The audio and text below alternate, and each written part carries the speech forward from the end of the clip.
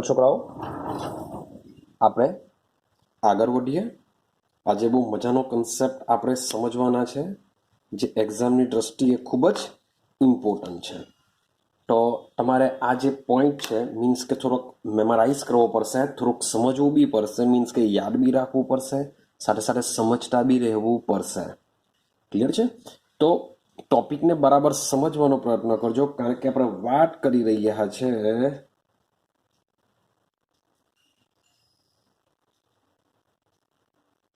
Hydrogen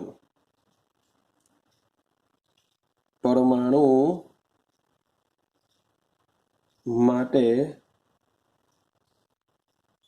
બોહરનો નમૂનો. તો હવે આપણે ડિસ્કશન કરવાના છે બોહરનો નમૂનો, કે બોહર શું કહેવા માંગે છે બાય આઈએમપી. ક્લિયર છે? તો એક્ઝામની દ્રષ્ટિએ ઇમ્પોર્ટન્ટ છે, તો સમજો બરાબર બોહરનો નમૂનો શું કહેવા માંગે છે. તો સૌથી પહેલો પોઈન્ટ છે કે આ જે બોહર છે એ બોહર સૌ પ્રથમ વૈજ્ઞાનિક હતા. સૌપ્રથમ વૈજ્ઞાનિક હતા કે જેમણે હાઇડ્રોજન પરમાણુની રચના, એટલે કે હાઇડ્રોજન પરમાણુ કેવો આવેલો હોય છે, એની રચના શું હોય છે એને, અને વર્ણપટને લઈને સમજાવ્યું. એને વર્ણપટ બી સમજાવ્યું, સાથે સાથે હાઇડ્રોજન પરમાણુની રચના પણ સમજાવ્યું હતું. તો હાઇડ્રોજન માટે બોહરે કેટલીક અભિધારણાઓ આપેલી છે. શું છે બધી અભિધારણાઓ આપેલી છે? એ અભિધારણાઓ તમારે યાદ રાખવાની છે. મેઇન શું છે એની અભિધારણાઓ. ચાલો તો સ્ટાર્ટ કરીએ. હવે બરાબર સમજવાનો પ્રયત્ન કરજો. ચાલો, આગળના જે 3 વૈજ્ઞાનિકો છે એ બે વૈજ્ઞાનિકો છે. એક તો કયો આપણે જે થોમ્સન જોઈને આવ્યા, જે થોમ્સનનો પરમાણુ નમૂનો જોઈને આવ્યા, જેને એવું કીધેલું હતું કે ભાઈ પરમાણુ કેવો હોય છે, ગોળ હોય છે. ચાલો ભાઈ બરાબર છે. પણ ઇલેક્ટ્રોન તેની સપાટી પર ઢાળેલા હતા, ધન વીજભાર સપાટી પર ઢાળેલા હતા. ઇલેક્ટ્રોન તેમાં એવી રીતના ગોઠવાય છે કે જેથી પરમાણુ વીજભારની દ્રષ્ટિએ તટસ્થ બને. અવરું સમજીને આવેલા હતા, પણ એ બહુ કંઈક સમજાવી શક્યો ન હતો. ત્યાર પછી આપણે ગયેલા ચાલો, હા, તો ત્યાર પછી આપણે સમજીને આવ્યા હતા બહુ જ મજાનો હેન્સ ગાઈગર અને અર્નસ્ટ ના જે 2 વિદ્યાર્થીઓ હતા એવો રુથરફોર્ડનો નમૂનો. જે રુથરફોર્ડનો નમૂનો છે એ પણ ઘણું બધું સમજાવી ગયો હતો પરમાણુ વિશે, પરંતુ પરમાણુની ઇલેક્ટ્રોનની રચના શું હશે, પરમાણુની અંદર ઇલેક્ટ્રોન કેન્દ્રની આજુબાજુ કેવી રીતના ગોઠવાયેલા છે તે સમજાવવા અસમર્થ હતો. માની લો કે આ પરમાણુ છે, ગોળાકાર છે, આ એનું કેન્દ્ર છે, કેન્દ્રમાં રહેલા હશે પ્રોટોન અને ન્યુટ્રોન. હવે ઇલેક્ટ્રોન બહાર રહેલા છે, કેન્દ્રની બહાર છે, પણ ક્યાં રહેલા છે એ ખબર નથી. ક્લિયર છે? તો જો પહેલી અભિધારણા શું સમજાવવા માંગે છે બરાબર સમજવાનો પ્રયત્ન કરજો. ચાલો તો સમજીએ પહેલી અભિધારણા. તો હાઇડ્રોજન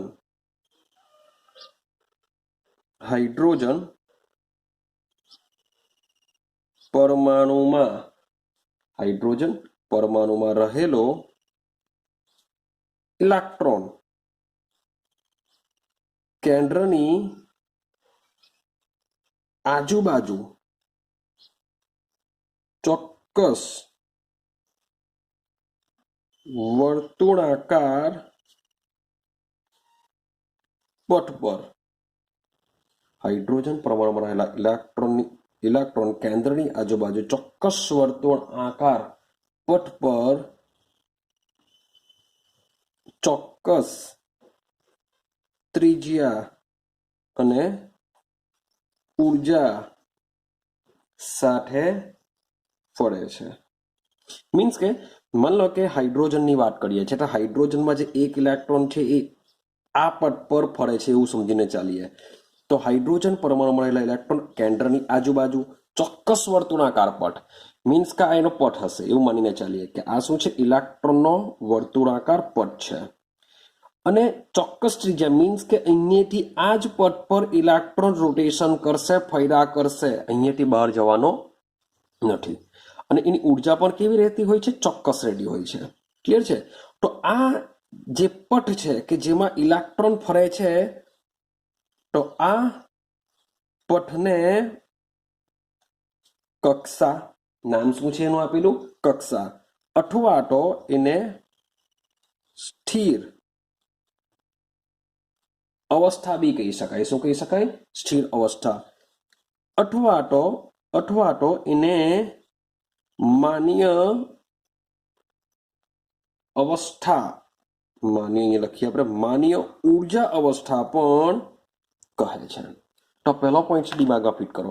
મીન્સ કે પરમાણુની અંદર જે ઇલેક્ટ્રોન આવેલો છે એ ઇલેક્ટ્રોન કેન્દ્રની આજુબાજુ ચોક્કસ વર્તુળ આકાર પટ પર ઘૂમે છે. ને જે પટ પર ઘૂમે છે તેને નામ શું આપવામાં આવે છે? કક્ષા નામ આપવામાં આવે છે. યાદ રાખજો કે કેન્દ્રની આજુબાજુ શું છે, મીન્સ કે સમજો કે તમારું એક સોસાયટી છે, એ સોસાયટીમાં ઘણા બધા ઘરો આવેલા છે. તો તમે જ્યારે સોસાયટીમાં એન્ટ્રી મારો છો તો મીન્સ કે એક ઘર આવશે, બાજુમાં બીજું ઘર આવશે, બાજુમાં ત્રીજું ઘર આવશે, સેમ. તો અહીંયા શું છે, મીન્સ કે તમારું ઘર એકદમ નાકા પર આવેલું હોય, છેલ્લે આવેલું હોય, તો તમે કંઈ પહેલા ઘરમાં નથી ચાલ્યા જાણ કે ચાલો ભાઈ પહેલા ઘરમાં આપણે ચાલ્યા ગઈએ, ભાઈ નજીક આવે છે, એવું નહીં થતું. તમે શું કરશો, તમે તમારા ઘરમાં રહેશો. એમ ઇલેક્ટ્રોન માટે બી શું છે, એ લોકોના ઘર છે. એ લોકોના ઘર એટલે કોણ છે? આ કક્ષા છે. ઇલેક્ટ્રોન મીન્સ કે આ કક્ષામાં ઘૂમે છે, આ ઇલેક્ટ્રોનનું ઘર છે. હાઇડ્રોજન છે તો એક જ ઇલેક્ટ્રોન આવશે, માટે એના માટે આ એનું ઘર છે. આઈડિયા આવી ગયા છે? તો ઇલેક્ટ્રોન જે વર્તુળાકાર પટ પર ઘૂમવાનો છે તેને આપણે શું કહેશું? કક્ષા કહેશું, અથવા સ્થિર અવસ્થા બી નામ આપવામાં આવે છે, અથવા એને કહેવામાં આવે છે માન્ય ઉર્જા અવસ્થા પણ કહેવામાં આવે છે.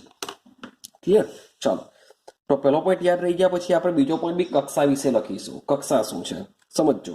ચાલો, હવે કક્ષામાંના મીન્સ કે આ જે કક્ષા છે એમાં ઇલેક્ટ્રોન આવવાના છે. તો કક્ષામાંના ઇલેક્ટ્રોનની ઉર્જા સમય સાથે બદલાતી નથી. હવે સમજો, માન લો કે આપણે કોઈ સર્કલ હોય ને આપણે સર્કલની આજુબાજુ દોયરા કરતા હોઈએ તો શું થશે ભાઈ? કલાકમાં થાકી જશું ભાઈ, અને આપણે એનર્જીની જરૂર પડશે. અથવા તો એનર્જી લઈને આવેલા હોઈએ તો શરૂઆતમાં બહુ જ સ્પીડથી દોડીએ, પણ ધીમે ધીમે શું થઈ જશે? આપણી સ્પીડ ઘટી જશે. ક્લિયર? પણ પરમાણુમાં રહેલો જે ઇલેક્ટ્રોન છે એના માટે એવું કહેવામાં આવે છે કે જે ઇલેક્ટ્રોન છે જે કક્ષામાં ફરે છે એ કક્ષામાં રહેલા ઇલેક્ટ્રોનની ઉર્જા સમય સાથે બદલાતી નથી. મીન્સ કે 5 કલાક થયા છે, એ જેટલી સ્પીડથી દોડતો હશે એટલી સ્પીડથી 10 કલાક પછી બી દોડશે ને એટલી જ સ્પીડથી આખી જિંદગી દોડશે. એની સ્પીડ, એની ઝડપ, એની ઉર્જા સમય સાથે બદલાતી નથી. ક્લિયર થાય છે? હવે સમજો કે મારી પાસે આ કેન્દ્ર છે. ક્લિયર છે? અહીંયા આવી કોઈ એક કક્ષા આવેલી છે, એની આજુબાજુ આવી કોઈ કક્ષા આવેલી છે. ભાઈ જરૂરી નથી કે આખા સુરતમાં એક જ સોસાયટી આવેલી હોય. એવું થાય છે ખરું કે સુરત શહેર છે તો સુરત શહેરની અંદર ઘણી બધી સોસાયટીઓ આવેલી છે, તો કેન્દ્ર છે તો કેન્દ્રની આજુબાજુ આ એક કક્ષા, બીજી કક્ષા, ભાઈ વોટ એવર ઘણી બધી કક્ષાઓ આવેલી હોઈ શકે છે. આપણે હમણાં માનીએ કે હોઈ શકે છે. ચલો ક્લિયર? તો અમે જે રાઉન્ડ દોરેલા છે બધી કક્ષાઓ છે. હવે સમજો, માન લો કે ઇલેક્ટ્રોન અહીંયા આવેલો છે, આ પેલી કક્ષા છે, આ બીજી કક્ષા છે, ત્રીજી કક્ષા છે, ઇલેક્ટ્રોન અહીંયા આવેલો છે. હવે સમજો કે જેમ જેમ ઇલેક્ટ્રોન મીન્સ કે સમય સાથે ઉર્જા બદલાતી નથી, પરંતુ માની લો કે આના ઉપર વિકિરણ પડે એટલે કે એ શું કરશે? ઉર્જા મેળવે. ઇલેક્ટ્રોન શું કરશે? ઉર્જા મેળવશે. હવે ઇલેક્ટ્રોન જો ઉર્જા મેળવે તો ઇલેક્ટ્રોન શું કરશે? ઉત્તેજિત અવસ્થામાં જશે. ઇલેક્ટ્રોન શું કરશે? ઉત્તેજિત અવસ્થામાં જશે. હવે ઉત્તેજિત અવસ્થામાં શું થાય? તો ઇલેક્ટ્રોન ઉર્જા મેળવવાને લીધે જે પેલા અહીંયા હતો હવે શું કરશે? એ એના કરતા ઉપરની ઉર્જાવાળી અવસ્થામાં જશે, કારણ કે એને એનર્જી મેળવી. ક્લિયર છે? તો ઇલેક્ટ્રોન સમજો, ઇલેક્ટ્રોન જ્યારે નીચી સ્થિર કક્ષામાંથી, એટલે કે આ નીચી સ્થિર કક્ષા છે એ માટે ક્યાં જાય છે? ઊંચી સ્થિર કક્ષામાં. ઊંચી સ્થિર કક્ષામાં જઈ શકે છે. પણ કેવી રીતના જઈ શકે છે? જો ઉર્જાનું શોષણ કરે તો જ આ વસ્તુ થઈ શકે છે. આઈડિયા આવે છે કઈ? એટલે ઇલેક્ટ્રોન જે જગ્યાએ રહે છે, હવે માન લો કે એને લોટરી લાગી ગઈ, બહુ રૂપિયા એની પાસે આવી ગયા, તો આપણી પાસે બી મીન્સ કે ભાઈ ઝૂંપડીમાં રહેતા હોય અને બહુ રૂપિયા મળી જાય આપને, તો આપણે શું કરીએ? ભાઈ પેન્ટ હાઉસમાં રહેવા લાગીએ. મીન્સ કે આપણી સ્થિતિ કરતા આપણે ઊંચી અવસ્થામાં ગયા. ભાઈ કેવી રીતના ગયા? તો ભાઈ પૈસા મળ્યા એટલે, તો એ એનર્જી લઈ લઈએ આપણે. તો ઇલેક્ટ્રોનનું જે ઘર છે, ઇલેક્ટ્રોન જ્યાં રોટેશન કરે છે, પણ ઇલેક્ટ્રોનને જો ઉર્જા મેળવે, ઇલેક્ટ્રોન ઉર્જાનું શોષણ કરે, તો ઇલેક્ટ્રોન શું કરશે? નીચી અવસ્થામાંથી ઊંચી અવસ્થામાં જાય છે. થઈ શકે છે આ. સેમ એ જ પ્રમાણે કે ઇલેક્ટ્રોન ઊંચી અવસ્થામાંથી નીચી અવસ્થામાં, ઊંચી અવસ્થામાંથી નીચી અવસ્થામાં ઉર્જાનું ઉત્સર્જન કરીને આવે છે. ભાઈ ત્યારે તેની ઉર્જા બદલાઈ શકે છે. તો 100% બદલાવાની કે ઇલેક્ટ્રોન નીચી અવસ્થામાંથી ઊંચી અવસ્થામાં જાય છે. તો એ ક્યારે જઈ શકે? તો એની પાસે જેટલી ઉર્જા હોય છે, એ ઉર્જામાં જો વધારો થાય તો એ નીચીમાંથી ઊંચીમાં જઈ શકે છે. અને જો ઊંચી અવસ્થામાં હોય અને એની પાસે જે ઉર્જા છે એ ઉર્જા જો વિકિરણ સ્વરૂપે ગુમાવી દે અથવા ઉત્સર્જન કરી દે, તો ઇલેક્ટ્રોન શું કરશે? ઊંચી અવસ્થામાંથી નીચી અવસ્થામાં આવી શકે છે. પણ એ જે અવસ્થામાં રોટેશન કરતો હશે તે અવસ્થામાં તેની ઉર્જા સમય સાથે બદલાતી ન હોય. તો આ છે તમારો બીજો પોઈન્ટ. કંઈક ઉતરે છે દિમાગમાં કે ઇલેક્ટ્રોન જે બી કક્ષામાં રોટેશન કરતો હશે તે કક્ષામાં એની ઉર્જા અચર હોય છે. પરંતુ ઇલેક્ટ્રોન જ્યારે નીચી અવસ્થામાંથી ઊંચી અવસ્થામાં જાય એ ક્યારે જઈ શકે? ઉર્જા મેળવે તો જ. અથવા તો માન લો કે અહીંયા છે, હવે અહીંયાથી આ નીચી અવસ્થામાં જાય તો એ જવા માટે શું કરવું પડશે? એને ઉર્જાનું ઉત્સર્જન કરવું પડે, એટલે કે ગુમાવવી પડે. ઉત્સર્જન કરવું પડે. જો ઉત્સર્જન કરે અથવા ગુમાવે તો જે અવસ્થામાં છે તેના કરતા નીચી અવસ્થામાં એ ચાલ્યો જશે. તો આ પ્રમાણે ઉર્જા જો એ ગુમાવે તો, ઉર્જા ગુમાવશે તો ઊંચીમાંથી નીચીમાં જઈ શકે, ઉર્જા મેળવે તો નીચીમાંથી ઊંચી અવસ્થામાં જઈ શકે છે. આ છે બીજો પોઈન્ટ કે આવું ઇલેક્ટ્રોન કરી શકે છે. ક્લિયર થાય છે બીજો પોઈન્ટ? ચાલો હવે સમજો ત્રીજો પોઈન્ટ તમારો શું કહેવા માંગે છે, બરાબર સમજવાનો પ્રયત્ન કરજો. ચાલો તો હવે વાત કરી, મેં તમને પહેલા કીધું કે મેં 3 લાઈન દોરેલી છે. ક્લિયર? જો સમજો, મારી પાસે આ કેન્દ્ર છે, કેન્દ્રની આજુબાજુ શું છે? બધી કક્ષા આવેલી હોય છે. આ પેલી કક્ષા છે, કેન્દ્રની નજીકની આ શું છે? પેલી કક્ષા છે. ભાઈ આ બીજી કક્ષા છે, માના કહું ત્રીજી કક્ષા બી, સોન આ રીતના બધી કક્ષાઓ આવેલી હોય છે. ક્લિયર થાય છે? સોન શું છે? કક્ષાઓ. અમીબા નથી હે ભાઈ, જ્યાં રાઉન્ડ ઉરોમાં એવું સમજો કે રાઉન્ડ જ છે. તો સમજો આ બધી કક્ષાઓ આવેલી છે. ક્લિયર? મતલબ કે ઇલેક્ટ્રોન અહીંયા છે, હવે ઇલેક્ટ્રોને અહીંયા જવું છે, તો આ બે કક્ષા વચ્ચે ઉર્જાનો તફાવત તો હોવાનો.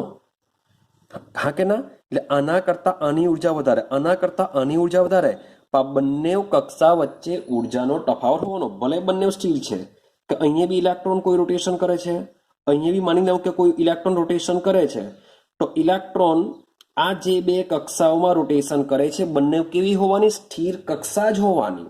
બંને શું હશે? બે સ્થિર અવસ્થાઓ જ હોવાની. તો બે સ્થિર અવસ્થાઓ વચ્ચેની કે આ કક્ષા અને આ કક્ષા બંને અવસ્થા છે, સ્થિર અવસ્થા છે. ક્લિયર? સ્થિર અવસ્થા બોલી દેવું, માન્ય કક્ષા ઉર્જા બોલી દેવું અથવા કક્ષા બોલો, બધા કોમન નેમ છે, મેં તમને આગળ વાત કરી છે. તો સ્થિર અવસ્થા બોલો અથવા કક્ષા બોલો અથવા માન્ય ઉર્જા અવસ્થા બોલો, બધું ચાલશે.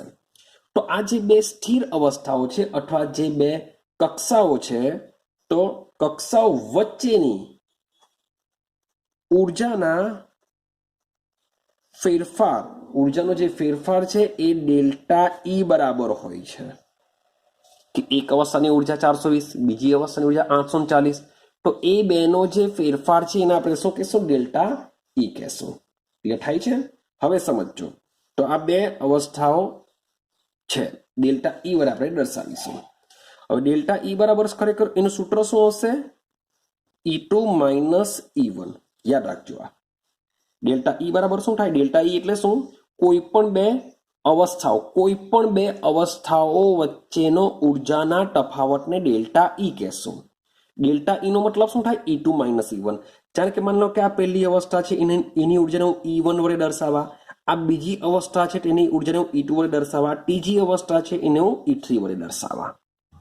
તો સીધી સિમ્પલ વસ્તુ છે, કેન્દ્રની જેમ જેમ નજીક આવીશું તેમ તેમ અવસ્થાની ઉર્જા ઓછી હોય છે. યાદ રાખજો. માની લો કે આ રોશન સર છે, RS છે. આ કોણ છે? RS અહીંયા બેઠેલા છે. ક્લિયર? સમજો. આ છોકરાઓ છે, પહેલી બેન્ચીસ પર બેઠેલા છે એવું સમજો. આ રેડી? હવે આ બીજી બેન્ચીસ પર બેઠેલા છોકરા છે અને ત્રીજી બેન્ચીસ પર બેઠેલા છોકરા છે. હવે જે પહેલી બેન્ચીસ પર બેઠેલા છોકરા છે, તમારા સર RS નજીક છે, તો શું તમે મસ્તી કરી શકશો? તમે સરની નજરમાં રહેશો, એકદમ સામે રહેશો, જેથી તમે અહીંયા મસ્તી નહીં કરી શકો. ભાઈ બીજી બેન્ચીસ વાળા છે એમાં થોડુંક માની લઈએ કે ભાઈ થોડુંક ધ્યાન એમથી તેમ જાય તો તમે થોડીક મસ્તી કરી લેશો. એવી રીતના શું લાસ્ટ બેન્ચીસ પાસે જતા જશો તેમ તેમ શું થશે? સરની નજર એમ તો મોટે ભાગે બધે હોય જ છે, પણ તેમ છતાં બી માનીએ કે જે સરની નજર છે લાસ્ટમાં કેવી રહેતી હોય છે? ઓછી રહેતી હોય છે. અથવા તો એવું સમજો કે ભાઈ RS છે એટલે કે ભાઈ એટ્રેક્શન વધારે, મીન્સ કે તમારી પર નજર વધારે હોવાની, એટલે કે છોકરા મસ્તી નહીં કરી શકે. જેમ જેમ દૂર જશું તેમ તેમ છોકરાઓ શું કરશે? થોડી થોડી મસ્તી કરતા જશે. તો એ જ પ્રમાણે આપણે યાદ રાખવાનું છે કે જે કેન્દ્રની નજીકની અવસ્થા છે એની ઉર્જા કેવી હોવાની? ઓછી હોવાની. મસ્તી નહીં કરી શકે, બહુ ઓછી મસ્તી કરી શકે. જેમ જેમ દૂર જશો તેમ તેમ મસ્તી વધારે કરી શકશે. તો કેન્દ્રથી જેમ જેમ આ બધી કક્ષાઓ દૂર રહેતી હોય છે તેમ તેમ એની ઉર્જા વધતી જાય છે. એટલે કે E1 કરતા ઉર્જાની જો વાત કરું તો E1 કરતા E2 ની ઉર્જા કેવી હોય? વધારે. E2 કરતા E3 ની વધારે, E3 કરતા E4, સો ઓન. ભાઈ ઘણી બધી કક્ષાઓ આવેલી હોય છે. આપણે આટલી એક્ઝામ્પલ લઈએ છીએ આટો કે E4 ની વધારે હોય છે. તો આપણે હંમેશા શું કરીશું? જ્યારે બી તફાવત લેતા હોઈએ છીએ ત્યારે મોટામાંથી નાનું મૂલ્ય બાદ કરીએ છીએ. તો સીધી સિમ્પલ વસ્તુ છે કે E2 ની ઉર્જા વધારે છે E1 કરતા, માટે આપણે E2 માઇનસ E1 કરીશું. મારે માની લો કે E3 અને E2 વચ્ચે જાણવી હોય તો E3 માઇનસ હું E2 કરા. માની લો કે મારે E1 અને E3 વચ્ચે ઉર્જાનો તફાવત જાણવો હોય તો હું E3 માઇનસ E1 કરા. ડન થઈ ગયું આટલું? હા કે ના? તો અહીંયા લખી દઉં છું કે જે E1 હશે, E1 ને શું કહેશું? નીચી કક્ષાની ઉર્જા કહેશું. અને જે E2 છે, E2 શું આવશે? ઊંચી કક્ષાની ઉર્જા આવશે. ક્લિયર છે? હા કે ના? આટલું ડન? ચાલો હવે સમજો. માની લો કે ઇલેક્ટ્રોન અહીં E2 માં છે. શબ્દ સમજો મારો કે જે ઇલેક્ટ્રોન છે, ઇલેક્ટ્રોન શું છે? E2 માં છે. અહીંયા ઇલેક્ટ્રોન મારો ગરબા રમે છે, કેન્દ્રની આજુબાજુ રોટેશન ગરબા રમ્યા જ કરશે. તો ગરબા રમતો છે. હવે એને મન થયું કે ઘણા બધા રાઉન્ડ ફરે છે, ચાલ ભાઈ કોઈ બહુ સારું દેખાઈ ગયું, ચાલ ભાઈ એમાં નહીં જવાને, મજા આવતી છે. અહીંયા કોઈ બહુ દેખાતું નથી સારું, અહીંયા બહુ બધી સારું દેખાય છે. તો એ શું કરશે? આ લાઈનમાં ચાલ્યો જશે. પણ એ લાઈનમાં જવા માટે બી શું કરવું પડશે? એટલે કે નીચી અવસ્થામાંથી ઊંચી અવસ્થામાં જવા માટે ઇલેક્ટ્રોને શું કરવું પડશે? ઉર્જા મેળવવી પડે. હા કે ના? તો જ જઈ શકે આવું. અથવા આ લાઈનમાં ગરબા રમતો હોય એને આ લાઈનમાં જવું છે. ભાઈ આમાં કઈ સારું દેખાયું? તો ઊંચીમાંથી નીચેમાં જવું હોય તો એને શું કરવું પડશે? ઉર્જા ગુમાવવી પડશે. શું કરવું પડશે? ઉર્જા ભાઈ ગુમાવવી પડશે. તો ઇલેક્ટ્રોન શું કરી શકે છે? એક અવસ્થામાંથી બીજી અવસ્થામાં જઈ શકે છે. ઇલેક્ટ્રોન શું કરી શકે છે? એક અવસ્થામાંથી બીજી અવસ્થામાં જઈ શકે છે. તો ઇલેક્ટ્રોન સમજો, ઇલેક્ટ્રોન જે એક અવસ્થામાંથી જે બીજી અવસ્થામાં જાય છે, એ ગમે તે રીતના જાય, મીન્સ કે નીચેમાંથી ઊંચેમાં જાય કે ઊંચેમાંથી નીચેમાં આવે, એક અવસ્થામાંથી બીજી અવસ્થામાં જાય છે, તેને ઇલેક્ટ્રોનનું સંક્રાંતિ થયેલું કહેવાય. શું કહેવાશે? સંક્રાંતિ. ક્લિયર છે? તો સમજો. તો બે સ્થિર અવસ્થાઓ વચ્ચેની ઉર્જાના ફેરફારને આપણે શું કીધું? ડેલ્ટા ઈ કીધું. ડેલ્ટા ઈ નો મતલબ શું થાય? E2 minus E1. હવે ઇલેક્ટ્રોન જ્યારે ઉર્જા મેળવી અથવા ઉર્જા ગુમાવીને સંક્રાંતિ પામે છે. ઉર્જા મેળવી. હવે ઉર્જા મેળવે, શબ્દ સમજો, ઉર્જા મેળવે તે પણ એ વિકિરણ પાસેથી મેળવશે. હા કે ના? ઉર્જા મેળવે ત્યારે વિકિરણ સ્વરૂપે મેળવે. ઉર્જા ગુમાવે એ ઉર્જા બી શું કરશે? વિકિરણ સ્વરૂપે ઉર્જા ગુમાવશે. એ આપણે વર્ણપટમાં સમજીને આવેલા છે કે ભાઈ પરમાણુને ઉત્તેજિત કરવો હોય તો એના પર શું કરવું પડશે? વિકિરણનો મારો ચલાવવો પડે અથવા ગરમ કરવો પડે. હવે જે ઉર્જા મેળવે છે એને પાછી દૂર કરવી હોય તો પરમાણુ શું કરશે? એ ઉર્જાને વિકિરણ સ્વરૂપે ઉત્સર્જિત કરશે, જેથી જ આપણે વર્ણપટ મળે છે. તો આ જે વિકિરણ છે એ વિકિરણની શું હોય છે? આવૃત્તિ હોય છે. એ વિકિરણની શું હોય છે? આવૃત્તિ હોય છે.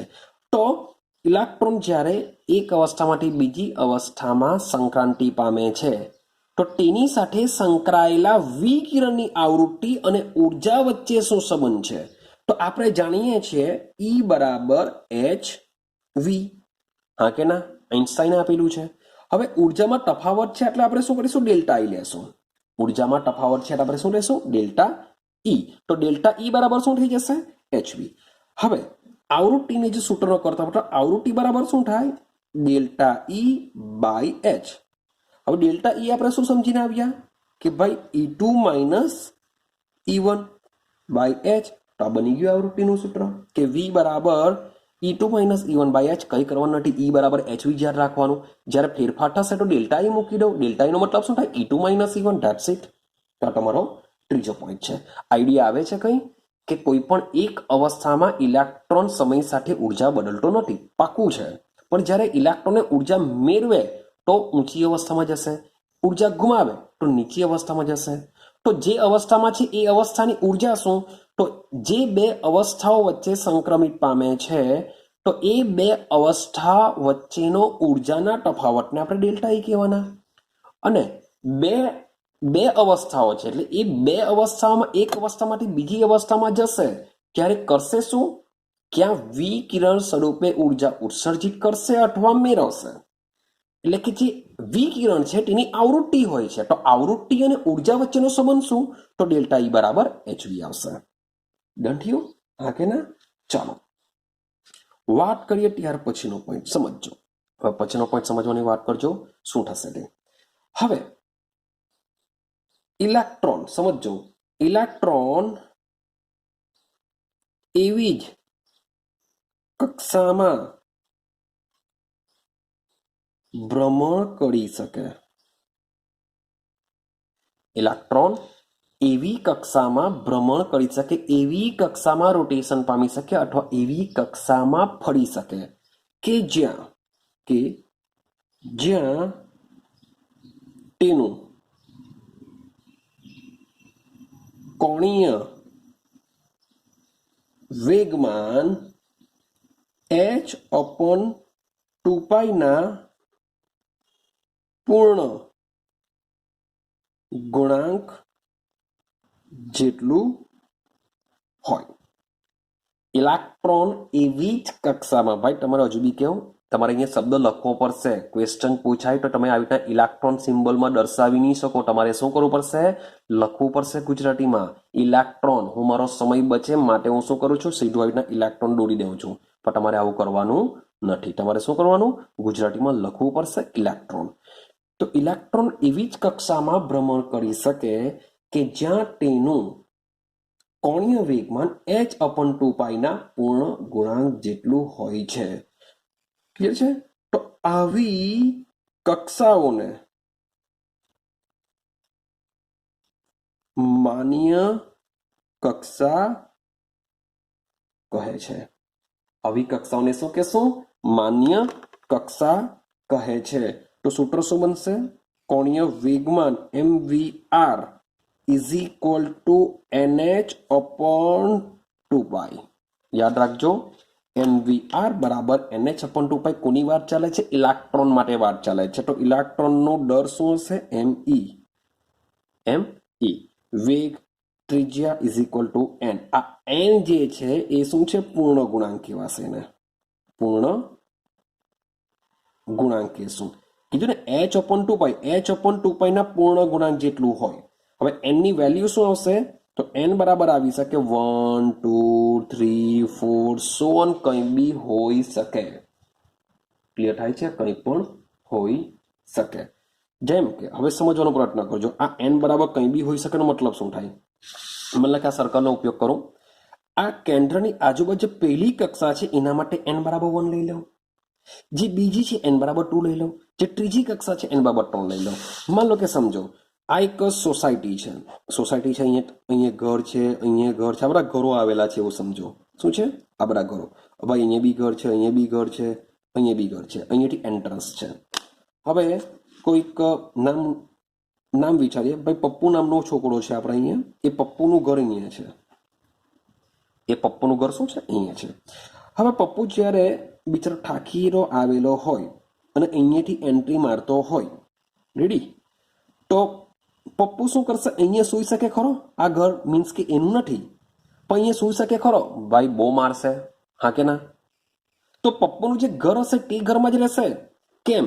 કારણ કે પપ્પુનું ભાઈના પપ્પાએ બનાવેલું ઘર હશે આ. તો ભાઈના પપ્પા જેને રાખી શકશે, બીજા કોઈ રાખી નહીં શકે. ક્લિયર થાય છે? આ લોકો એને રાખી નહીં શકે. તો અહીંયા બી એવું જ કહેવા માંગે છે કે ઇલેક્ટ્રોન એવી જ કક્ષામાં ફરી શકે. ઇલેક્ટ્રોનનું મન થાય ચાલો પેલી કક્ષામાં રહી જાઉં, ભાઈ હું 5મી કક્ષામાં રહી જાઉં, એ રીતના રહી નહીં શકે. ક્લિયર થાય છે? કે ઇલેક્ટ્રોન એવી જ કક્ષામાં ભ્રમણ કરી શકે જ્યાં તેનું કોણીય વેગમાન h/2π ના પૂર્ણ ગુણાંક જેટલું હોય છે. તો ઇલેક્ટ્રોનનું મન થાય કે હું અહીંયા આ કક્ષા મને બહુ ગમે છે એટલે એ કક્ષામાં ચાલ્યો જાઉં. મને ભાઈ 10મી કક્ષા બહુ ગમે છે એટલે હું 10મી કક્ષામાં રહું. મને ભાઈ પહેલી કક્ષા નથી ગમતી હું તો બીજી કક્ષામાં જ રહેવા. તો ભાઈ એ વસ્તુ પોસિબલ નથી.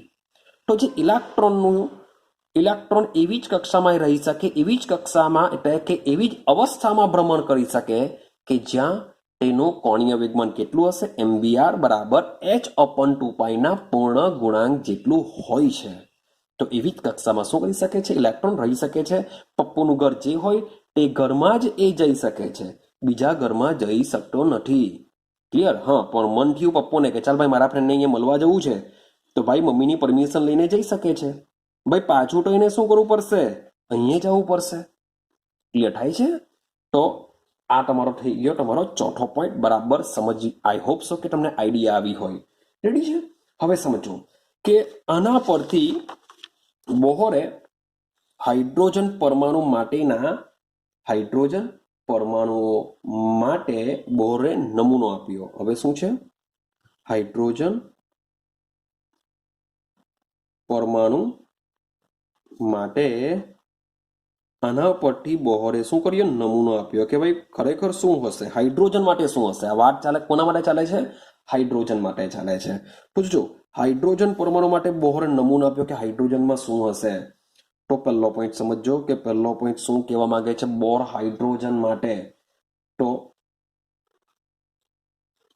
જે ઇલેક્ટ્રોન છે એ ઇલેક્ટ્રોન માટે સ્થિર કક્ષાઓને n બરાબર 1 2 3 4 સો ઓન દર્શાવાય છે. Sorry for that. દર્શાવાય છે. તો જે ઇલેક્ટ્રોન છે, ઇલેક્ટ્રોન માટે સ્થિર કક્ષાઓને n બરાબર 1 2 3 અપ ટુ સો ઓન દર્શાવાય છે. તો આ જે સંખ્યા છે, તો આ સંખ્યાને યાદ રાખજો, મુખ્ય ક્વોન્ટમ આંક કહે છે. આ મુખ્ય ક્વોન્ટમ આંક વિશે આપણે ભણવાના છે ડિટેલમાં પાછળથી. તો ઓલરેડી સમજી લઉં કે આને શું કહેવાશે, મુખ્ય ક્વોન્ટમ આંક. સમજો, માન લો કે આ મારું કેન્દ્ર છે પ્લસ વાળું. આની બાજુમાં શું હશે? રાઉન્ડ હશે, રાઉન્ડ હશે, આ રાઉન્ડ હશે. આ જે રાઉન્ડ રાઉન્ડ દોરું છે ને ભાઈ, ઇલેક્ટ્રોનના ઘરો છે બધા. શું છે બધા? ઇલેક્ટ્રોનના ઘર. મીન્સ કે આપણે કેમ ભાઈ સુરતમાં ભાઈ એક સોસાયટીની હોય, ઘણી બધી સોસાયટી હોય, સેમ એ જ પ્રમાણે હવે એ સોસાયટીમાં બી પાછા ઘર હોય. એ વાત આપણે પછી કરીશું કે ભાઈ આપણે ખાલી આપણે સોસાયટી વિશે જાણીએ કે સુરત હોય તો સુરતમાં ઘણી બધી સોસાયટીઓ આવેલી છે. તો પરમાણુની અંદર કેન્દ્રની આજુબાજુ ઘણા બધા ઇલેક્ટ્રોનની સોસાયટીઓ છે. ઇલેક્ટ્રોનનું ઘર પછી વાત કરીશું. હમણાં શું છે? ઇલેક્ટ્રોનની સોસાયટીઓ આવેલી છે. આ બધી સોસાયટીઓ છે, યાદ રાખજો, ઇલેક્ટ્રોનની. તો ઇલેક્ટ્રોન માટે આ કેન્દ્રની નજીકની સૌથી પહેલી જે હોય ને એને n બરાબર 1 કહેવામાં આવે. એને શું કહેવામાં આવે? n બરાબર 1. હવે જે બીજી જે કક્ષા છે એને n બરાબર 2 કહેવામાં આવશે. જે ત્રીજી કક્ષા છે એને n બરાબર 3 કહેવામાં આવશે. સોન બાજુમાં દોડી દો હજુ રાઉન્ડ, n બરાબર 4, પાછો રાઉન્ડ દોરું, n બરાબર 5, સોન આવતું જ રહેશે આ રીતના. ક્લિયર છે? હવે આમાંથી ઇલેક્ટ્રોન ડિસાઇડ કરશે કે મારે કઈ કક્ષામાં ઘૂમવું પડશે. કેમ? કારણ કે ઇલેક્ટ્રોનનો જે કોણીય વેગમાન હોય છે mvr બરાબર nh/2π એ રહેવું જોઈએ. હવે એમાં n જ લઈ લો. n બરાબર 2 હોય તો એ બીજી કક્ષામાં ઘૂમશે, n બરાબર 3 હોય તો ત્રીજી કક્ષામાં ઘૂમશે. ક્લિયર થાય છે? ચાલો હવે બીજો પોઈન્ટ સમજો. તો આઈડિયા આવે છે પહેલો પોઈન્ટ કે ઇલેક્ટ્રોન માટે જે સ્થિર કક્ષાઓ છે, જે સ્થિર અવસ્થાઓ છે, એ અવસ્થાઓને આ રીતના નંબરિંગ આપવામાં આવે છે. તો આ સંખ્યાને શું કહેવામાં આવે છે? મુખ્ય ક્વોન્ટમ આંક કહેવામાં આવે છે. n બરાબર 1 એટલે મુખ્ય ક્વોન્ટમ આંક 1, n બરાબર 2 એટલે મુખ્ય ક્વોન્ટમ આંક 2 કહેવાશે. ક્લિયર થાય છે? ચાલો હવે બીજો પોઈન્ટ. ભાઈ માની લઈએ કે ભાઈ વાત સાચી છે કે ભાઈ આ રીતના કેન્દ્રની આજુબાજુ જુદી જુદી કક્ષાઓ આવેલી છે, પણ કેન્દ્રથી આ કક્ષાઓ કેટલી દૂર હશે? ભાઈ સોસાયટી કેટલી દૂર છે તે જાણવું જરૂરી છે. હવે એક કક્ષા અને બીજી કક્ષા વચ્ચેનું અંતર કેટલું છે? એક બીજી કક્ષા અને ત્રીજી કક્ષા વચ્ચેનું અંતર કેટલું છે એ સમજીએ. તો હવે આપણે સમજવાનો વાત કરીએ કે કેન્દ્રથી કક્ષા કેટલી દૂર આવેલી હોય છે. રેડી? અને વિચારો કે જે છેલ્લી કક્ષા હશે એ છેલ્લી કક્ષા ભાઈ કેટલી દૂર હશે કેન્દ્રથી, એનો બી વિચાર કરીએ. તો સમજો, હવે મારે અંતર જો જાણવું હોય તો એને મારે ત્રિજ્યા આવશે, કારણ કે રાઉન્ડ છે, વર્તુળાકાર છે પરમાણુ. તો કેન્દ્રથી લઈને જે પહેલી કક્ષા છે તેનું જો અંતર માપવું હશે તો હું શાના દ્વારા માપી શકું? ત્રિજ્યા દ્વારા માપી શકું. તો કે લખું છું, સમજો કે જે સ્થિર કક્ષાઓ છે, સ્થિર કક્ષાઓ, તો જે સ્થિર કક્ષાઓની ત્રિજ્યા માટે અથવા સ્થિર કક્ષાઓની ત્રિજ્યા નીચે પ્રમાણે દર્શાવી શકાય. ભાઈ આ બધું યાદ રાખજો. આ કન્સેપ્ટ છે ને JEE નીટ માટે બી કામનો છે, કે JEE નીટમાં બી ક્વેશ્ચન પૂછી શકાય. તમને કોઈ એક પરમાણુનું શું કરશે? પરમાણુ આપી દેશે અને એની કક્ષા વચ્ચેની તમને ત્રિજ્યા બી પૂછી કાઢે છે. તો ક્વેશ્ચનને સમજીને આન્સર આપવો પડશે. તો આને સમજવાનો પ્રયત્ન કરજો કે સ્થિર કક્ષાઓની ત્રિજ્યા માટે નીચે પ્રમાણે સૂત્ર આપી શકાય. ત્રિજ્યા છે જેને રેડિયસ મીન્સ કે આરથી દર્શાવીશું. હવે કઈ કક્ષાની ત્રિજ્યા છે? મીન્સ કે પહેલી, કેન્દ્રથી બીજી, કેન્દ્રથી ત્રીજી. તો એનેથી દર્શાવવું પડશે કે કઈ ત્રિજ્યાની વાત ચાલે છે. માટે અહીંયા આવશે n. કે ભાઈ પહેલી કક્ષા હોય તો r1, બીજી કક્ષા હોય તો r2, ત્રીજી કક્ષા હોય તો r3. આઈડિયા આવે છે? ચાલો તો સૂત્ર શું છે? rn is equal two n² into a0 યાદ રાખવાનું છે. શું યાદ રાખવાનું છે? rn બરાબર n² ઇન્ટુ a0. હવે આ જે a0 છે તેની વેલ્યુ ફિક્સ કરેલી છે બોહરે, જ્યાં a0 બરાબર કેટલી લીધેલી છે? 52.9 લીધેલી છે.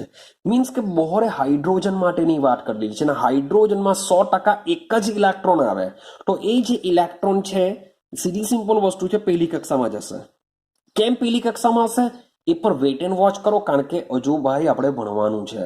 તો હમણે ખાલી કહી રાખો કે હાઇડ્રોજનનો જે એક ઇલેક્ટ્રોન છે એ એક ઇલેક્ટ્રોન ક્યાં રહેશે? પહેલી કક્ષામાં રહેશે.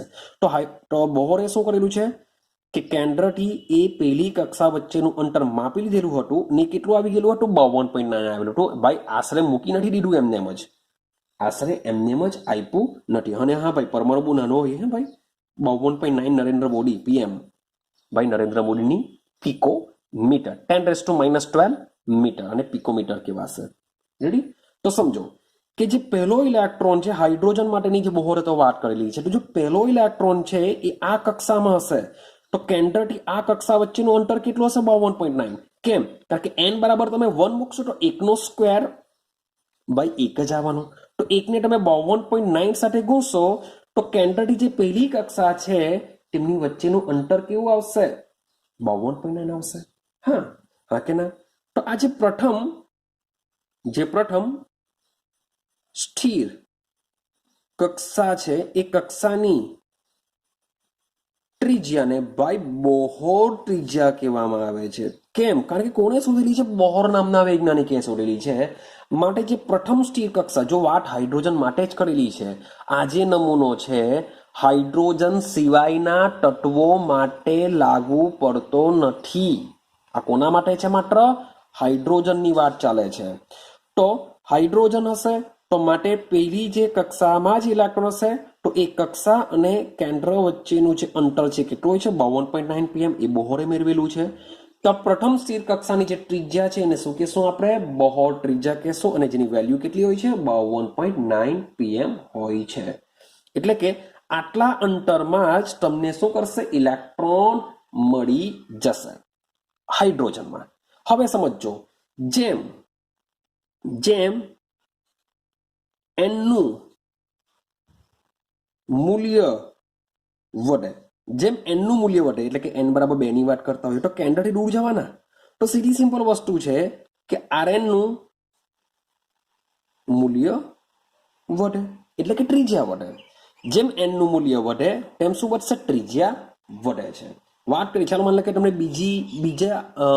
બીજી અવસ્થાનું પૂછી કાઢ્યું, તો બીજી અવસ્થા માટે શું કરીશું? R2 લખીશું.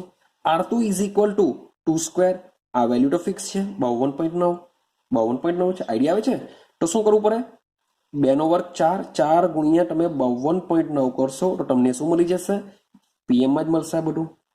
તો તમને બીજી કક્ષાની ત્રિજ્યા વિશેનો આન્સર મળી જશે, વોટ એવર જે બી આવતો હોય તે. આઈડિયા આવે છે કઈ? હા કે ના? તો સમજો, જેમ જેમ આપણે દૂર જતા જશું તેમ તેમ આ ત્રિજ્યાનું મૂલ્ય શું થતું જશે? વધતું જશે. જેમ જેમ દૂર જતા જશું એટલે કે કેન્દ્રથી દૂર જતા જશું તેમ તેમ કક્ષકની ઉર્જા વધતી જ જશે, કક્ષકનું અંતર વધતું જશે. એટલે કે કેન્દ્રથી કક્ષા વચ્ચેનું જે અંતર છે એ અંતર વધતું જશે. તો એનો મતલબ એમ થાય કે એક કક્ષામાં રહેલો જે ઇલેક્ટ્રોન છે તો એ ઇલેક્ટ્રોનનું અંતર બી કેન્દ્રથી વધતું રહેવાનું. માન લો કે હું n બરાબર ચોથી કક્ષાની વાત કરતો હું, તો આ રીતે મારે દોરવું પડશે ચોથી માટે. ક્લિયર? તો અહીંયા n બરાબર 4 છે. તો કેન્દ્રથી આ જે ચોથી અવસ્થા છે, ચોથી અવસ્થા વચ્ચેનું અંતર વધારે હશે ત્રીજી ને બીજી ને પહેલી કરતા. તો એમાં રહેલો જે ઇલેક્ટ્રોન છે એ ઇલેક્ટ્રોનનું કેન્દ્ર અને ઇલેક્ટ્રોન વચ્ચેનું અંતર બી કેવું રહેવાનું? ભાઈ વધારે રહેવાનું. ક્લિયર થાય છે ઉત્તર છે દિમાગમાં? તો આ તમારો બીજો પોઈન્ટ છે. હવે સમજો, વાત કરીએ આપણે ત્રીજા પોઈન્ટ પર. ત્રીજો પોઈન્ટ શું કહેવા માંગે છે બરાબર સમજવાની વાત કરજો. ચાલો, હવે આપણે વાત કરી અવસ્થા વિશે, વાત કરી કે ભાઈ એક અવસ્થામાં ઉર્જા હોય, બીજી અવસ્થામાં જાય તો એની ઉર્જા કેટલી. આપણે અવસ્થાની ત્રિજ્યા વિશે બી સમજ્યા કે ભાઈ કેન્દ્રથી કક્ષા અથવા અવસ્થા કેટલી દૂર હોય છે તેની બી સમજ્યા. હવે સમજવાનો પ્રયત્ન કરજો. ચાલો, હવે મહત્વનો પોઈન્ટ છે કે ઇલેક્ટ્રોન જે અવસ્થામાં રહે છે તેની ઉર્જા શું હશે? ક્લિયર થાય છે? આપણે આગળ સુધીમાં આવો કોઈ પોઈન્ટ જોયો નથી કે ઉર્જાનો તફાવત જોયો. આપણે શું કર્યું? ઉર્જાનો તફાવત સમજીને આવ્યા કે ભાઈ ઉર્જાનો તફાવત હોય તો એને ડેલ્ટા ઈ કહેવાના, E2 - E1 કરવું પડશે. પણ E2 ની વેલ્યુ કેટલી? E1 ની વેલ્યુ કેટલી? આપણે તો ખાલી શું સમજીને આવ્યા કે જ્યારે ઇલેક્ટ્રોન એક અવસ્થામાંથી બીજી અવસ્થામાં જાય છે તો એ ઉર્જાના તફાવતને ડેલ્ટા ઈ કહેવાના. પણ આપણી પાસે અવસ્થાની ઉર્જા બી હોવી જોઈએ ને, તો આપણે તફાવત મેળવી શકીશું. તો ઇલેક્ટ્રોન સાથે ખૂબ જ અગત્યનો નિયમ સંકળાયેલો છે કે ઇલેક્ટ્રોન જે અવસ્થામાં રહે છે એ અવસ્થાની ઉર્જા શું હશે? એ અવસ્થાની ઉર્જા શું હશે? તો એ અવસ્થાની ઉર્જા શોધવા માટેનું સૂત્ર છે, સમજો, યાદ રાખવાનું છે તમારે. En is equal to minus R H, sorry for R H મોટો આવશે, minus R H into 1/n². તમારે આને યાદ રાખવાનું છે કે ઇલેક્ટ્રોન જે બી કક્ષા, જે બી અવસ્થામાં હશે એ અવસ્થાનું જો તમારે ઉર્જા શોધવી હોય તો એ આ સૂત્ર છે. અવસ્થાની ઉર્જા શોધવા માટેનું આ સૂત્ર છે. ક્લિયર છે? જ્યાં n ની વાત કરીએ, n બરાબર શું છે? 1 2 3 અપ ટુ 100, કોઈને બી શોધી શકાય. સેમ વસ્તુ, માન લો કે મારી પાસે કેન્દ્ર છે, આ પહેલી અવસ્થા છે, આ બીજી અવસ્થા છે. માન લો કે મારે પહેલી અવસ્થાની ઉર્જા શોધવી હોય, પહેલી અવસ્થાને આપણે n બરાબર 1 કહેવાના. તો સેમ વસ્તુ E1 લઈ લેવું. શું લઈ લેશું આપણે? E1. તો E1 બરાબર શું થશે? હા ભાઈ, RH ને શું કહેવાશે એને સમજો પેલા.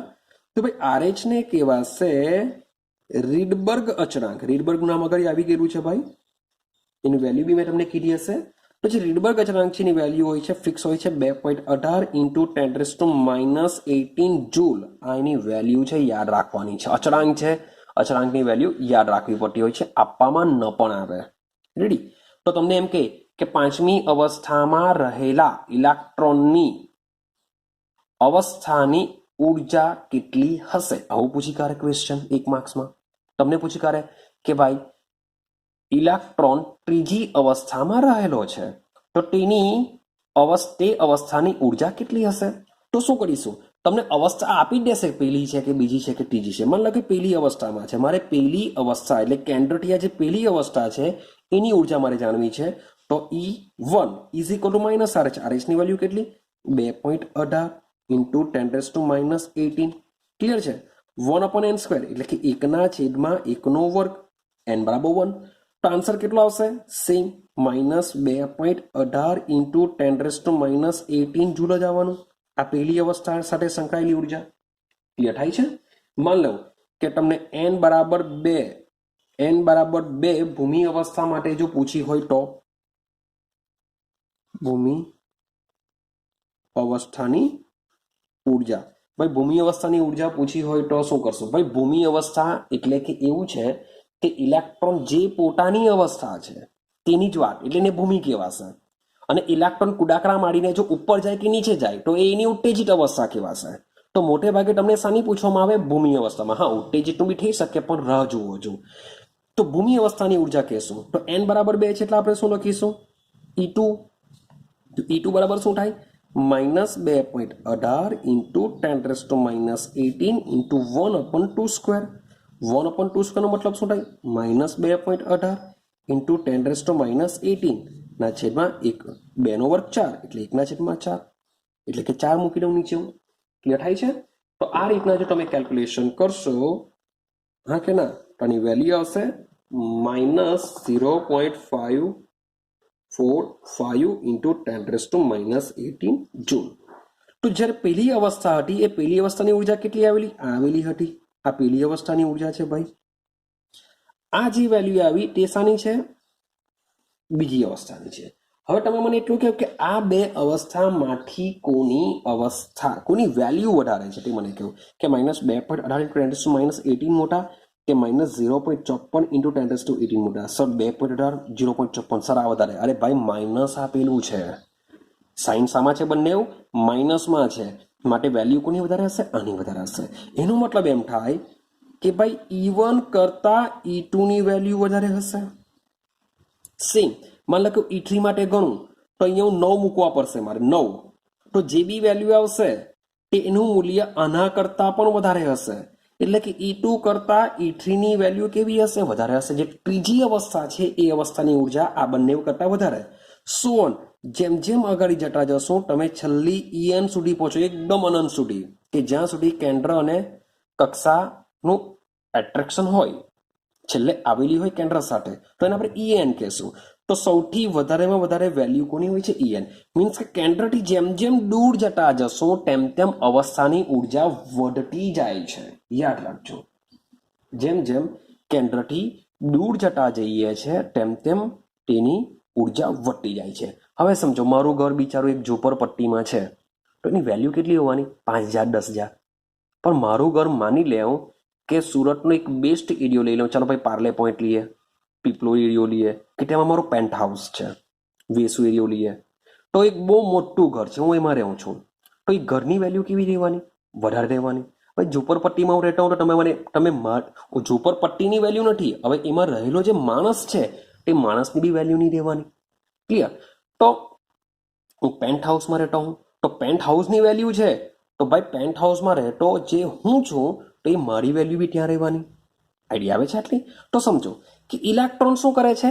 એક અવસ્થામાં રહેવાનો, આ અવસ્થામાં રહેલો છે. ક્લિયર છે? તો એ અવસ્થાની ઉર્જા છે અને એમાં પાછો ઇલેક્ટ્રોન બી રહેશે.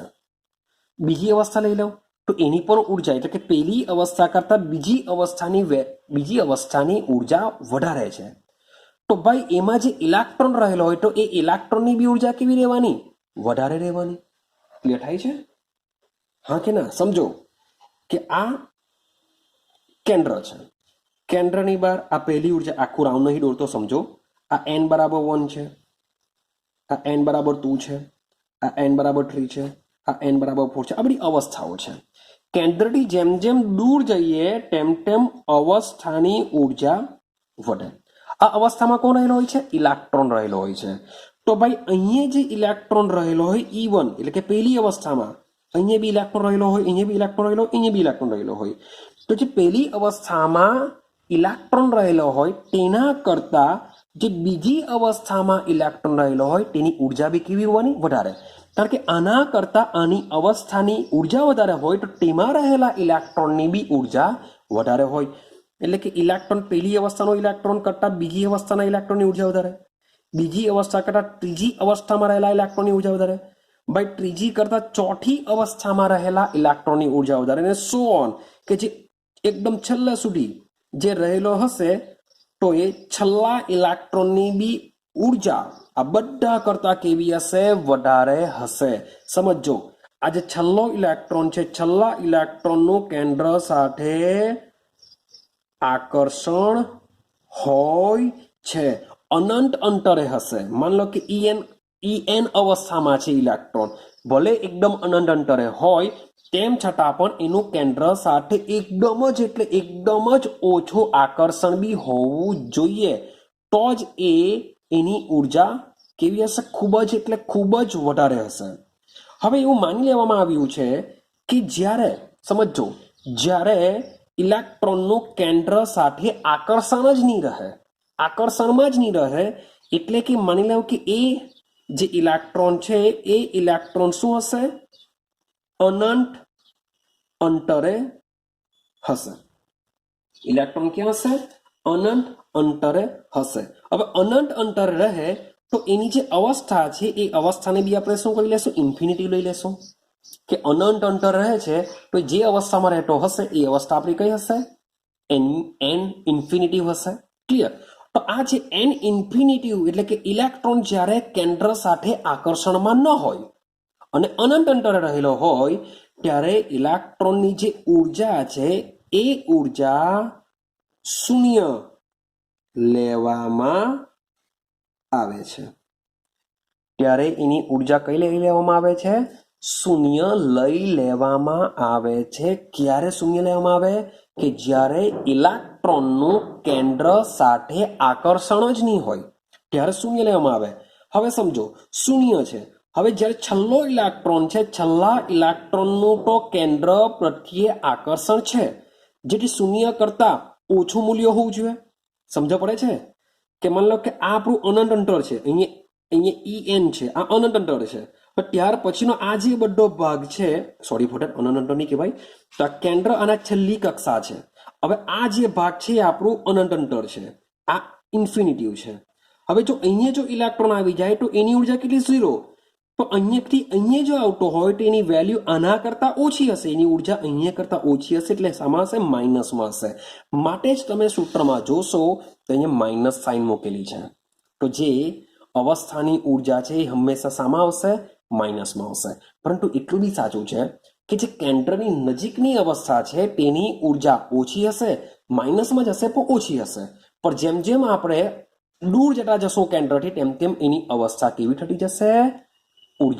અવસ્થાની ઉર્જા વધતી જશે. હવે ઇલેક્ટ્રોન પણ આવો કે જે કેન્દ્રની નજીકનો ઇલેક્ટ્રોન છે એની ઉર્જા ઓછી હશે, પણ એ ઇલેક્ટ્રોન જેમ જેમ કેન્દ્રથી દૂર જતો જશે તેમ તેમ પણ તેની ઉર્જા શું થતી જશે? વધતી જશે. એની ઉર્જા વધતી જાય છે. ક્લિયર થાય છે આ પોઈન્ટ શું કહેવા માંગે છે? ચાલો હવે આગળ વધીએ. ચાલો આગળનો પોઈન્ટ સમજો. આગળનો પોઈન્ટ શું કહેવા માંગે છે બરાબર સમજો.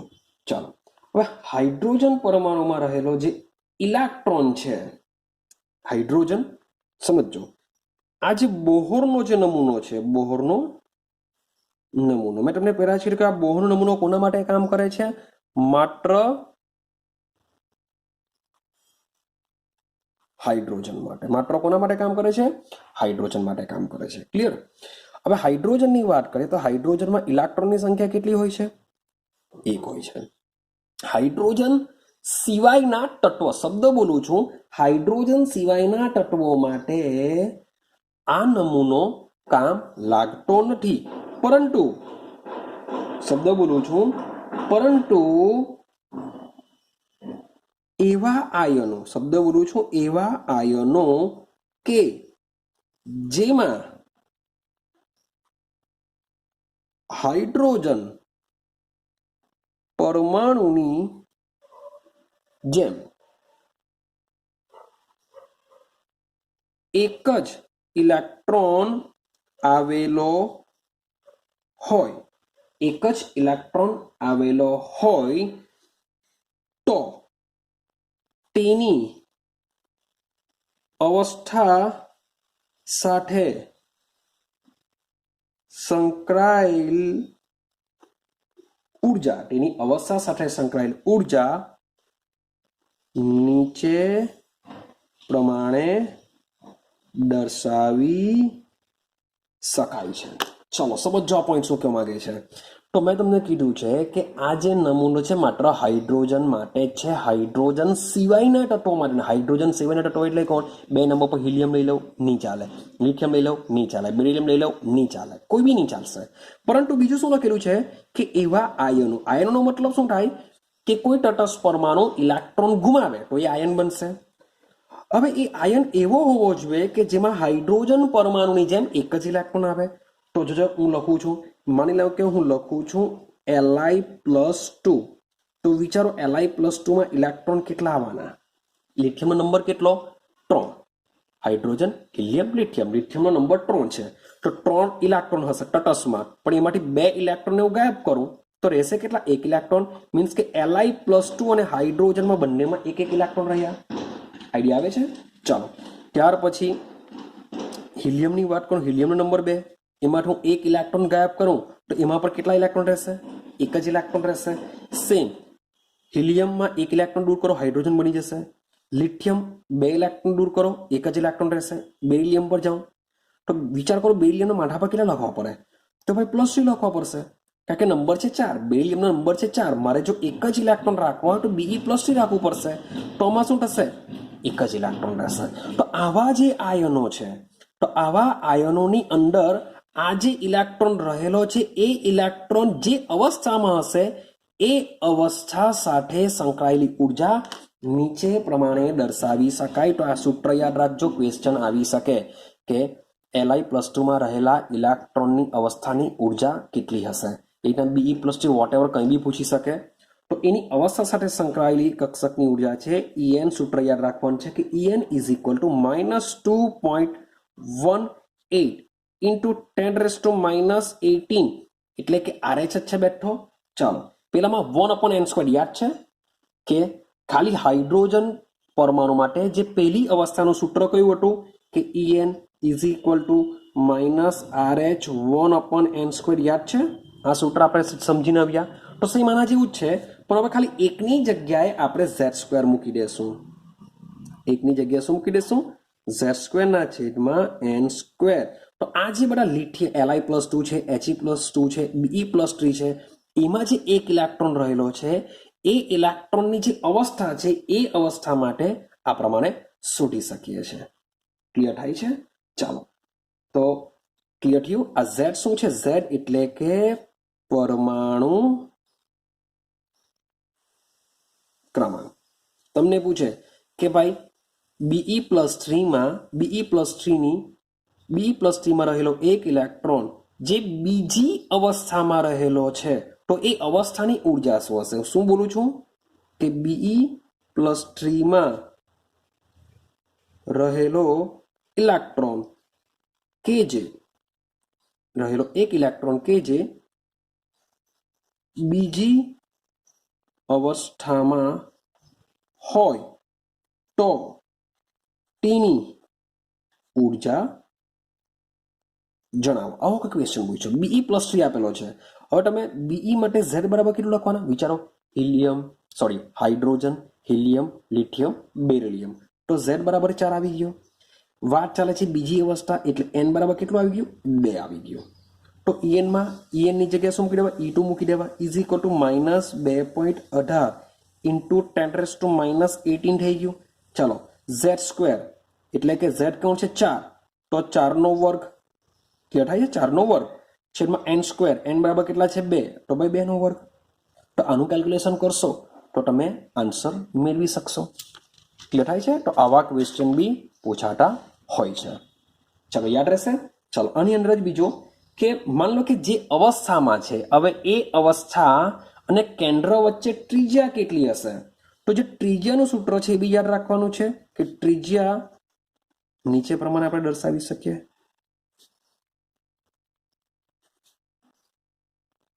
ચાલો, તો ત્રિજ્યાને દર્શાવીએ. હવે ત્રિજ્યા શું કહેશે? ત્રિજ્યા માટે જોજો. તો ત્રિજ્યા માટેનું સૂત્ર છે Rn. યાદ કરો પેલું સૂત્ર. Rn ઇઝ ઇક્વલ ટુ એક ચોક્કસ ફિક્સ અંક હતો 52.9 ઇન્ટુ N સ્ક્વેર. તો સેમ વસ્તુ અહીં બી યાદ રાખવાનું છે કે N સ્ક્વેર ઇન્ટુ 52.9. આ વસ્તુ બોહરે શોધેલું છે ને બોહર ત્રિજ્યા કહેવાય પહેલા માટે. હવે અહીંયા આ બધા જે છે Li+2 કે He+2 એ બધા માટે જો આપેલું હોય તો એમાં આ સૂત્ર વાપરવું પડે. એમાં છેલ્લે Z તો 100% મૂકવો પડશે. આમાં ખાલી Z આવશે, આમાં Z સ્ક્વેર રૂટ. યાદ રાખજો, ભૂલ થવી નહીં જોઈએ કે N સ્ક્વેર ને બાય Z સ્ક્વેર બંનેમાં Z સ્ક્વેર નથી આવતો. આ જે સૂત્ર છે એમાં શું આવે છે? Z સ્ક્વેર આવે છે. આ સૂત્રમાં Z સ્ક્વેર આવે છે. ઉપર 1/n સ્ક્વેરમાં Z સ્ક્વેર મૂકીએ. આમાં શું આવે છે? માત્ર Z મૂકવાનું આવે છે ત્રિજ્યા શોધવા માટે. ને આન્સર શામાં આવશે? 100% પિકોમીટરમાં આવશે. ક્લિયર થાય છે? અને 100% જે Z ના મૂલ્ય છે 2, 3, 4 આવા જ આવી શકે. કેમ? એટલે 2, 3. 2 કોના માટે? હિલિયમ માટે. 3 કોના માટે? લિથિયમ માટે. 4 કોના માટે? બેરિલિયમ માટે. હાઇડ્રોજન માટે તો Z મૂકવાનું જરૂર જ નથી, કારણ કે એના માટે તો એક જ આવશે. આગળનું સૂત્ર બી વાપરી શકો. ક્લિયર થાય છે? ચાલો, હવે તમે ઓબ્ઝર્વેશન કરશો કે જેમ ઝેડના વધે, ઝેડનું મૂલ્ય જેટલું વધતું જાય, અહીંયા તમે 2 મૂકો, 3 મૂકો, 4 મૂકો, તેમ ત્રિજ્યા કેવી બનતી જશે? વિચારો. ત્રિજ્યાનું જે મૂલ્ય છે એ ત્રિજ્યાનું મૂલ્ય કેવું થતું જાય? તો નાનું થતું જશે. હા કે ના? વિચારો જરાક કે જેમ શબ્દ બોલું છું, ઝેડના વધારા સાથે તમે જેમ ઝેડનું મૂલ્ય વધારતા જાઓ. હું એનની વાત નથી કરતો. જરૂરી નથી કે એનનું મૂલ્ય વધે, કારણ કે એક જ ઇલેક્ટ્રોન છે તો ભાઈ એ પહેલી અવસ્થામાં બી હોઈ શકે છે, બીજી અવસ્થામાં બી હોઈ શકે છે. પણ માન લો કે પહેલી અવસ્થામાં આપણે રાખીએ, પણ ઝેડનું મૂલ્ય વાત કરીએ, હિલિયમમાં તો 2 મૂકવું પડે, લિથિયમ માટે 3 મૂકવું પડે, બેરિલિયમ માટે પૂછેલું હોય તો 4 મૂકવું પડે. તો જેમ ઝેડનું મૂલ્ય વધતું જશે એટલે કે છેદ મોટો બનતો જશે, કે હિલિયમ માટે જેટલું મૂલ્ય આવેલું હોય એટલું લિથિયમ એના કરતાં નાનું મૂલ્ય આવશે, બેરિલિયમ માટે એના કરતાં નાનું આવશે. તો એ જે મૂલ્ય છે એ કેવું થતું જાય છે? વધુ ઋણ બનતું જશે. હા કે ના? ક્લિયર થાય છે? વધુ ઋણ બનતું જાય છે અને ત્રિજ્યાના મૂલ્ય કેવા બનતા જશે? નાના બનતા જશે. Sorry for that. આનું મૂલ્ય નાનું બનતું જાય. હવે આ સૂત્રનો વિચાર કરીએ. હવે અહીંયા તમે જેમ જેમ z નું મૂલ્ય મૂકતા જશો, આનું બી મૂલ્ય મૂકતા જશો, તેમ તેમ સમજો આનું મૂલ્ય વધારે છે તો આનો આન્સર, આનો ભાગાકાર બી મોટો આવશે, અને એ ભાગાકાર આની સાથે તમે ગુરશો તો આન્સર આવશે માઇનસ. આગળ માઇનસ મળેલું છે તો en નું મૂલ્ય જે છે, en નું મૂલ્ય બી કેવું થશે? વધુ ઋણ બનતું જશે. તો જે en છે, en નું મૂલ્ય બી વધુ ઋણ બનતું જાય, એટલે કે he પ્લસ કરતા be પ્લસ 3 અથવા he પ્લસ કરતા li પ્લસ 2 ની અવસ્થાની ઉર્જા કેવી હોય? ઓછી હોય. ને li પ્લસ 2 કરતા be પ્લસ 3 ની અવસ્થાની ઉર્જા ઓછી હોય છે. ત્રીજાની વાત કરીએ તો he પ્લસ 2 માં રહેલા ઇલેક્ટ્રોન કરતા li પ્લસ 2 માં રહેલા ઇલેક્ટ્રોનની ઉર્જા આ સૂત્ર પ્રમાણે જો કેલ્ક્યુલેશન કરશું તો નાની આવશે, અને આ બંને કરતા be પ્લસ 3 ની બી કેવી આવશે? નાની આવશે, કારણ કે be માટે અહીંયા 4 મૂકવું પડશે. એટલે કે આ ત્રિજ્યામાં z નું મૂલ્ય વધતું જશે એટલે ત્રિજ્યા નાની થતી જશે, અને આ સૂત્રમાં z નું મૂલ્ય વધતું જશે માટે પણ એની ઉર્જા વધુ ઋણ બનતી જશે. ક્લિયર થાય છે? ચાલો સમજો. લાસ્ટ પોઈન્ટની વાત કરીએ. હવે ભાઈ બોહરે કોઈ પણ કક્ષામાં ઘૂમતા ઇલેક્ટ્રોનનો વેગ નક્કી કર્યો છે, કે કોઈ પણ અવસ્થામાં ઇલેક્ટ્રોન કેટલા વેગથી ફરે છે તે નક્કી બોહરે કર્યો છે. પણ આપણે એનું સૂત્ર અહીંયા જોવાના નથી, આપણે એટલું જ ખાલી જોવાનું છે કે સમજો, માન લખીએ જરાક મોટું ડોળું, આપણું કેન્દ્ર છે, આ પહેલો ઇલેક્ટ્રોન છે, રેડી? આ મારી પાસે કેન્દ્ર છે, હું પહેલું નથી દોરતો પણ સમજો કે આટલે દૂર ઇલેક્ટ્રોન આવેલો છે, રેડી? હવે બરાબર આ બેને સમજવાનો પ્રયત્ન કરો. અહીંયા બી ઇલેક્ટ્રોન છે, આ પેલી n બરાબર 1 છે, માન લો કે આ n બરાબર 5મી કક્ષા છે, એટલે કે દૂર આવેલો છે. હવે સમજો કે આ બેમાંથી કોની સ્પીડ વધારે હશે? જે કેન્દ્રથી દૂર હશે એની સ્પીડ વધારે હશે કે કેન્દ્રથી નજીક હશે એની સ્પીડ વધારે હશે? સમજો કેન્દ્ર ધન વીજભાર ધરાવે છે, બંને સેમ જ છે એવું સમજો. કેન્દ્ર ધન વીજભાર ધરાવે છે.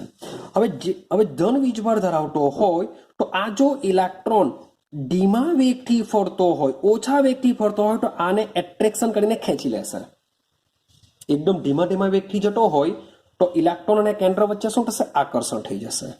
જો આકર્ષણ થાય તો આ ઇલેક્ટ્રોન બિચારો કેન્દ્રમાં સમાઈ જશે. ક્લિયર થયું? તો સમજો કે જે કેન્દ્રની નજીક છે, કેન્દ્રની નજીકનો જે ઇલેક્ટ્રોન છે એ ઇલેક્ટ્રોનને શું કરવું પડશે? સ્પીડમાં ભાગવું પડશે. જો એ સ્પીડમાં ભાગશે તો જ કેન્દ્ર અને ઇલેક્ટ્રોન વચ્ચેનું જે એટ્રેક્શન છે એને ઓછું લાગશે, નીચે તો એ કેન્દ્રમાં સમાઈ જશે જો ધીમેથી ભાગશે તો. માટે કેન્દ્રની નજીક રહેલો ઇલેક્ટ્રોનનો વેગ કેવો હોય છે? વધારે હોય છે. અને બીજું બી કેવું, માન લો કે હું હાઇડ્રોજન માટે વાત કરું તો હાઇડ્રોજનમાં એક જ ઇલેક્ટ્રોન છે માટે આટલી સ્પીડથી ભાગે. પણ માની લઉં કે હું વાત કરું છું બેરિલિયમ માટે, બેરિલિયમમાં 4 ઇલેક્ટ્રોન હોય છે